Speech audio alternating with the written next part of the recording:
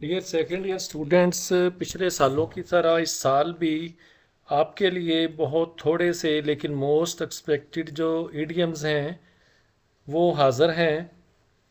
तो सबसे पहले जो आपका इडियम है इसके मीनिंग्स क्या हैं, उसका सेंटेंस, देन उसकी ट्रांसलेशन, ताकि आप इधर से ही जो याद करने चाह रहे हैं इसके सेंटेंसेस वो याद भी कर लें और आपको उनके मीनिंग्स का भी पता चल जाए।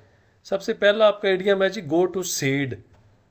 इसका मतलब होता है जी to become worse in condition especially due to neglect और एजिंग। यानी कि किसी चीज़ जब हम ख्याल नहीं रखते हैं और वो फिर ख़राब हो जाती है, तबाह हो जाती है, हम उसे कहते हैं गो टू सीड। अब इसका सेंटेंस है जी, the garden went to seed after no one watered it. बाग को जी क्योंकि किसी ने पानी ना दिया, इसकी वजह से जो बाग की हालत थी वो ख़राब हो गई। दूसरा आपका इडियम है जी, एन एप्पल पाई ऑर्डर। इसका मतलब ये है mean something that is very neat, tidy and well organize. यानी कि को किसी चीज़ को बड़े तरीके सलीके से और शफाफ का की हालत में रखना, इसे हम कहते हैं an apple pie order. Sentence है जी, her room is always in an apple pie order. उसका कमरा हमेशा बिल्कुल साफ और तरतीब में होता है। The third one, idioms most expected is to call in question. किसी चीज़ पर शक करना या उसे चैलेंज करना। इंग्लिश में मीन्स टू डाउट और चैलेंज द ट्रुथ, वैल्यू और वैलिडिटी ऑफ समथिंग। सेंटेंस है जी, they called his honesty in question after the money went missing. पैसे गुम होने के बाद उन्होंने उसकी ईमानदारी पर शक किया। The next one is bad blood, पुरानी दुश्मनी या दिल में कदूरत रखना। अनफ्रेंडली और hostile feelings between people due to past conflict. Sentence है जी, there is bad blood between the two families. उन दोनों खानदानों के दरमियान पुरानी दुश्मनी है। The next one is down and out. मतलब है जी बेसहारा, गरीब या बहुत बुरी हालत में होना। Someone who is poor, homeless or in a very bad condition, especially financially, माली तौर पर, ख़ास तौर पर। He was down and out after losing his job. नौकरी खोने के बाद वो बेसहारा हो गया था। Next है जी, in end in smoke means to fail completely after starting with hope or effort. नाकामी पर ख़त्म होना, सारी मेहनत का ज़ाया हो जाना। And the sentence is all is plans ended in smoke. उसके सारे मंसूबे नाकामी पर ख़त्म हुए। द नेक्स्ट वन, पे थ्रू द नोज। किसी चीज़ के लिए हद से ज़्यादा पैसे देना मीन्स टू पे too much money for something more than it's really worth. यानी कि उसकी कीमत से भी ज़्यादा आप जो पैसे देते हो, इसका मतलब होता है पे through the nose.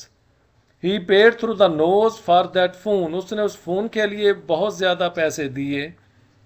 The next one is by fits and starts. रुक रुक कर या वक्फों में काम करना। Doing something irregularly, not in a steady or continuous way. He studies bye fits and starts. वो रुक रुक कर पढ़ाई करते, जैसे आपका कॉन्टीन्यूस है और कॉन्टीन्यूअल है। जैसे आपका कॉन्टीन्यूअल है, ये उसके रेफरेंस में आ सकता है कि रुक रुक कर कोई काम करना, और कॉन्टीन्यूस आपका होता है किसी भी काम को बगैर वक्फे के करना, मुसलसल करना। नेक्स्ट आपका इडियम है जी, टेक अ फैंसी टू। अचानक किसी चीज़ या शख्स को पसंद आ जाना। To suddenly start liking someone और something. She took a fancy to that cute little puppy. उसे वो प्यारा सा कुत्ता अचानक बहुत पसंद आ गया। हिट बिलो द बेल्ट, नाइंसाफ़ी से या ज़ाती हमला करना, ऐसी बात कहना जो ठीक ना हो। To act unfairly or say something cruel, especially in a way that's hurtful and not appropriate. And the sentence is, bringing up his past failures was really hitting below the belt. उसकी पुरानी नाकामियों का जिक्र करना वाकया ही नाइंसाफ़ी थी। The next one, red tape, means excessive rules, formalities or bureaucracy that slow down or complicate process. जैसे हमारे दफातर में ऐसा होता है भी कोई एक काम जो एक टेबल पे फाइल चली जाती है बड़ी देर तक वो फिर अगले टेबल तक नहीं पहुंचती, हम इसे कहते हैं रेड टैप। गैर ज़रूरी सरकारी कार्रवाइयाँ या कागजी कार्रवाई जो काम में रुकावट डालती है। I could not get my passport quickly because of all the red tap. ज़्यादा कागजी कार्रवाई की वजह से मैं अपना पासपोर्ट जल्दी ना ले सका। अच्छा, ये आपकी जी एक फ्रेजल वर्ब है जिसके 3 अलग अलग मीनिंग्स हैं। इनमें से जौन सा मर्जी सेंटेंस आप एक याद कर लेंगे। अगर बोर्ड में ये आपकी फ्रेजल वर्ब आती है, पुट अप, पुट आपका वर्ब है जी, देन अप आपकी प्रेपोजिशन है। पहले मीनिंग है जी टू प्रोवाइड शेल्टर और lodging. They put me up for a few days, उन्होंने मुझे चंद दिन के लिए ठहराया। दूसरा मीनिंग इस पुट अप का ये भी है जी टू टॉलरेट और इंड्योर, बर्दाश्त करना जी। I can't put up with his behaviour, मैं उसके रवैये को बर्दाश्त नहीं कर सकता। तीसरा मीनिंग पुट अप का जी टू डिस्प्ले समथिंग, कहाँ पे डिस्प्ले करना है, लाइक ए नोटिस और sign board. She put up a poster on the wall, उसने दीवार पर पोस्टर लगाया। ये पुट अप एक आपकी फ्रेजल वर्ब है और 3 अलग अलग इसके मीनिंग्स हैं। इनमें से जौन सा मर्जी सेंटेंस आप याद कर लें और आप लिख सकते हैं। The third one, idioms most expected is to call in question, किसी चीज़ पर शक करना या उसे चैलेंज करना। इंग्लिश में मीन्स टू डाउट और चैलेंज द ट्रुथ, वैल्यू और वैलिडिटी ऑफ समथिंग। सेंटेंस है जी they called his honesty in question after the money went missing, पैसे गुम होने के बाद उन्होंने उसकी ईमानदारी पर शक किया। The next one is bad blood, पुरानी दुश्मनी या दिल में कदूरत रखना। अनफ्रेंडली और hostile feelings between people due to past conflict. Sentence है जी there is bad blood between the two families, उन दोनों खानदानों के दरमियान पुरानी दुश्मनी है।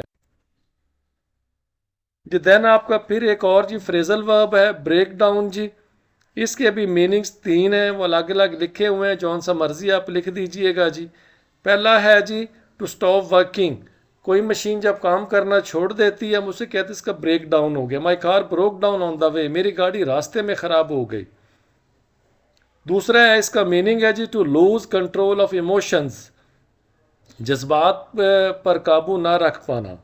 She broke down in tears after hearing the news, खबर सुनकर वो रोने लगी। तीसरा मीनिंग आपका है जी टू कोलैप्स और fail, the project broke down due to lack of planning, मनसूबाबंदी की कमी की वजह से मनसूबा नाकाम हो गया। So thanks you very much dear second year students. Keep watching Learn with Gemini. Subscribe it if you find it helpful. So take care.